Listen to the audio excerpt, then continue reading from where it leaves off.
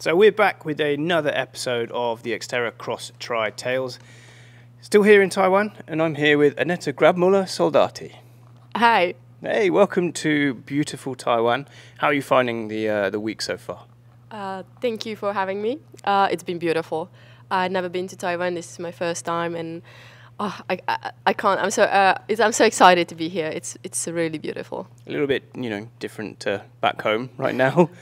Yeah, very different. It was freezing in Prachatica last week, so this is nice. Yeah, still snow there, or is it? No, we haven't had any snow all the whole winter. It's been actually quite sad. Yeah. At least I could cycle outside. Amazing. So before we get into some nuts and bolts about this week, what I want to do is take it right the way back to the beginning of your sporting career. Kind of find a little bit about how you started doing sport, how you found your way into triathlon, how you balance triathlon with family, and kind of find out where you are on your journey and what the future holds. So let's take it right back. How did you discover the sport of triathlon or sport in general to start with? So I was born and raised in Prachatica, where the World Cup takes place. My parents were athletes. They both did XTERRA. They were cross-country skiers. And so it was just natural for me to do the same. I preferred to do triathlon over cross-country skiing. And yeah, there was no really question for me doing sport. My family lives sport, and it should just be a natural part of my life. So it was a case if you didn't do it, you were left at home. Basically, yes, yes, because my parents spent the weekends on competitions or training camps, and during my teenage years, I did not always want to participate in that. So if I chose not to go, then I would be home alone. So when did you realize that you had like a bit of a talent for triathlon? When was there a significant moment you remember? You're like, hey, I could maybe I could do this. I think. I don't think there was an exact moment, but I've been quite good. When I was 14, 15, I qualified for the juniors national team, was the youngest member. So I think that was the time when I thought, okay, maybe I can make it to the Olympics. But that didn't really work out. Yeah, it's always a moment when you get your name on your tri-suit for the first time. Your name and your country code, and you think, yeah, this feels pretty good. But so did you kind of tour the world triathlon circuit, the draft legal racing? Was that the sort of the racing you started off with? Yeah, that was the main goal. I've been racing the juniors, the European Cup, then U23, the Conti Cup. So that was the goal. I wanted to qualify for the Rio Olympics, but I got injured, retired. Yeah, so I skipped the part. In some of my, it's often the way with road triathlon. Like all roads lead to the Olympics. It's also performance orientated, and it's about just purely how fast you go. And it can be a pretty, like a stressful environment when you're competing for teams and things. And I know from our little chat beforehand, some of that stress kind of caused some other issues.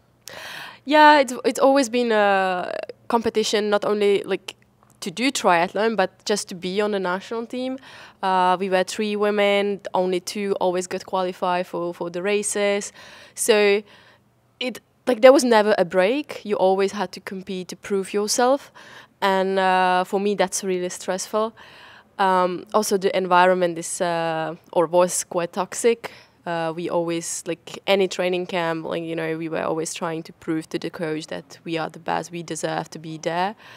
And the same, the coaches pressured us to perform all the time.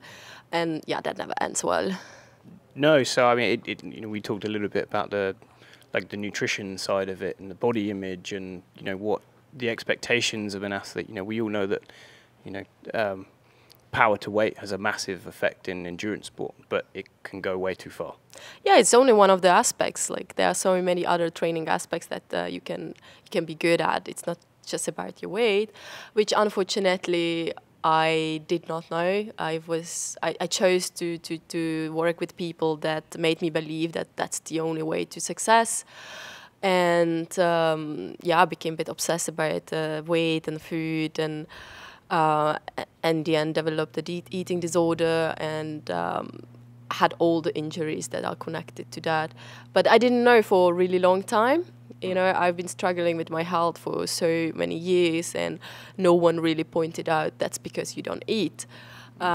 So even when I retired, I still did not know that this is the reason.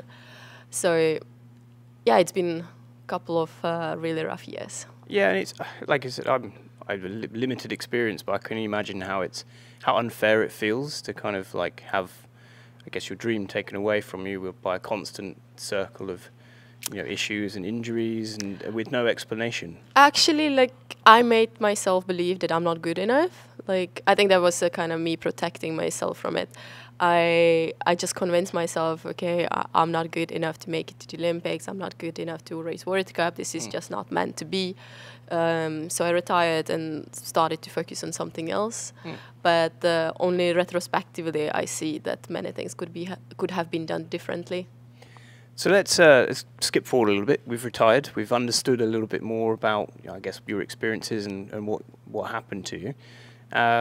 You know, you've now turned to education. So you've been studying a PhD, and I believe you've just finished. So tell us a little bit about, you know, your research and, you know, your areas of specialties, and because it sounds really interesting. Yeah, so like, even though my experience hasn't been always good, I still believed in sport, in everything that it can do for you. Like, I love sport, and I never wanted to really quit. So I decided to study sport management. And already when I started my master, I knew that I want to continue. I want to do PhD, and I want to teach one day. So I started to do research on gender equality in media, how women are portrayed, because I think it's really important for the young athletes to have a representation, to see various athletes, diversity in the media. It has a huge impact on us. So that's what my research is about. I look at how women are portrayed during the Olympics, how they portray themselves on social media. And yeah, as you said, I just finished. I will be submitting when I'm back from Taiwan and hopefully defend this year. Yeah, I think it's really interesting. I want to talk a little bit more about, because a lot of people see, you know, inequality in sport and the treatment between men and women. A lot of people just see like the social media side of things, you know, that female athletes have a lot of pressure to look good whilst they're racing as well. But it's not just that, is it? It's women working in sport, behind the scenes, working in the different decision-making opportunities. So it goes way beyond, I guess, what most people are normally exposed to. It's very complex. It's what we see is obviously the representation in media, but that's caused because media is very masculine environment, sports media. So the news are made by men for men, for what they believe is a masculine audience. So it's a bit of a vicious circle, but it's been changing. Hopefully, the numbers are rising, and I think many women's sports are now proving that they deserve the spotlight, and there is an interest in the audience for sure. And you're not just, you know, talking and thinking about it. You're actually, you know, putting your money where your mouth is as a young IOC member. I know you're out there actually championing, you know, issues and rights and educating your fellow athletes about it as well. Yeah, I try to advocate for a better environment for us athletes, because when I came back to triathlon in 2020, I thought that you know, what happened, and I'm over that. But when I got back to the environment, it brought a lot of memories, and I was like, oh, wow, I need to deal with this. And I realized, okay, I actually want to do something about it. Like, I can't let the other athletes go through what I went through.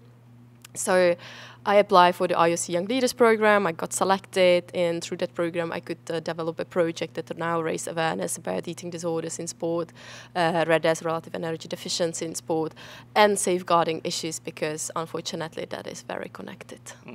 So how does, I guess, how does that work? Talk us through a day, in, you know, with that the IOC hat on. You know, are you delivering lectures? Are you visiting national federations? Are you just attending events? I'm really, intrigued to see all of that. all of the above. All of that. No, my project is digitally based because I'm based in Norway, but I want to help athletes in the Czech Republic. So I developed a science-based platform where athletes can find information about RADAS and what happens if you don't eat. Because for me, that was what was lacking. When I was a young athlete, I didn't know. I didn't know that you actually need to fuel your trainings. I mean, it sounds silly, but it really is like that. And so I was thinking, okay, how can I help the athletes today? And I was thinking, okay, I need to provide them the information what happens if they don't eat. I need to tell their parents. I need to tell their coaches and also the medical staff, because often you go with injuries to doctors and they are not able to diagnose you. So I developed this platform together with the research team, and we just try to raise awareness, run campaigns, and advocate for change. So what's the name of this platform, and where can we find it? It's the platform is ret/s.cz. But you can also follow us on Instagram. It's called Naplno. That's a Czech name, sorry. But yeah, the entire project is in Czech, so... I'm sure we can add a link under this video so people can go and find out more about the the great work that you're doing. So, no, I think it's a very noble thing to do. You always try and leave any sport or any experience in a better place for other people to then follow in the footsteps. You want to pull other people up with you rather than pull the ladder up. So well, I'm trying, yeah. So let's bring it back to this week. You said you came back to triathlon in 2020. Yeah. So great year to come back. Yeah. So obviously you did a few events, but did you race some of the World Cup last year and then now, like I said, you find yourself here in Taiwan, a long way from home, very different climate than back home in Norway. Yes, I guess it's how are you approaching this race with this new, fresh mentality, given your experiences in the past? It feels still unreal that I'm doing this, to be honest. I came back in 2020 with no intention to compete. It was a COVID year. I moved to a new place, and I just wanted to do sport, to socialize, to have some friends, because I've been new to Oslo. And mid-season, I just ran 5K race because that's what everyone was doing, and I found out I'm in a pretty good shape. And I was thinking, I still remember how to swim and bike. Let's try triathlon. And I won National Cup for the first time, still Olympic distance triathlon. And back then, a coach of cross triathletes saw me there, and he was like, "Hey, do you wanna I know that you did some cross triathlons before. Do you want to do it next year?" Come to the fun side. Yeah. Come to the fun side. So he actually chose me for the national team for the next year, and then I wasn't really decided what I want to do. I was thinking I will try different distances and see. And then I did XTERRA in Prachatice, obviously my hometown, and I finished 5th. And I was like, I can be good at this. So I changed my plans. I was planning to do non-drafting nationals 2 weeks after, but there was XTERRA France. So I went to France, finished 4th. And I was like, yeah, this is fun. I can do this. I'm happy here. Yeah, I met some people, it's been fun. And I just stick with triathlon now, with XTERRA triathlon. So obviously, if we look back, the athlete you were, and I guess the athlete you are now, a lot has changed. Like I said, clearly a successful career in research, education, PhD. Assuming you successfully defend your PhD, Hopefully. which I'm sure you will. We've also worked with the IOC, but also you have a little family. Yeah. So that's going to put a different perspective on everything. Yeah, absolutely. It's even more fun. It's not always easy to travel with a kid, but I'm so happy she's here. I can't imagine leaving her behind yet. So I feel extremely privileged to be able to do this.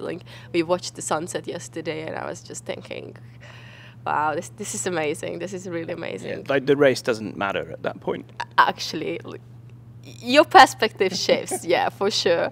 I tend to be really nervous before races, but now with her around, like, it's a good distraction, and it really puts priorities on things. Like, she's of course the most important thing. Her being happy and my race, yeah, like it's fun more than. Yeah, I try not to be nervous about that.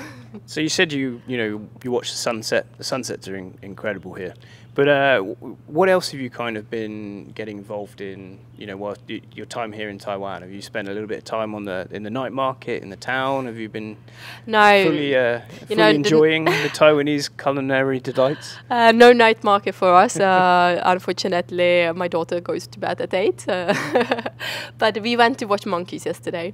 Oh. I really wanted to see them in person, so that was very exciting. She slept, unfortunately, so she didn't see them, but I did. Perfect. So, any expectations for this weekend? Like, other than to have fun and get a cuddle at the end? Yeah, she usually tends to sleep when I finish. I'm still looking forward to have this picture in the finish line with my daughter, but she always takes a nap. But no, if you asked me 2 weeks ago when I decided to actually race here, I would tell you I have a high expectations because I was in a good shape. But unfortunately, I caught a cold 2 weeks ago and I couldn't get rid of it. So, but you know what? I always think, at least I don't have the expectations. I don't get stressed and nervous. So I just approach it. We'll see how it goes tomorrow. Yeah, what would it be? At the end of the day, the little girl won't care how you did. So yeah, exactly. She just wants to go see the monkeys. No, she wants the medal. She loves how they jingle and things. So I will try to win one for her. But amazing. Well, best of luck for this weekend. Thank you. Thank you so much for taking some time out of your schedule to come and chat to us. And I think it's been wicked to get to know you and your story. Thank you for having me. No worries.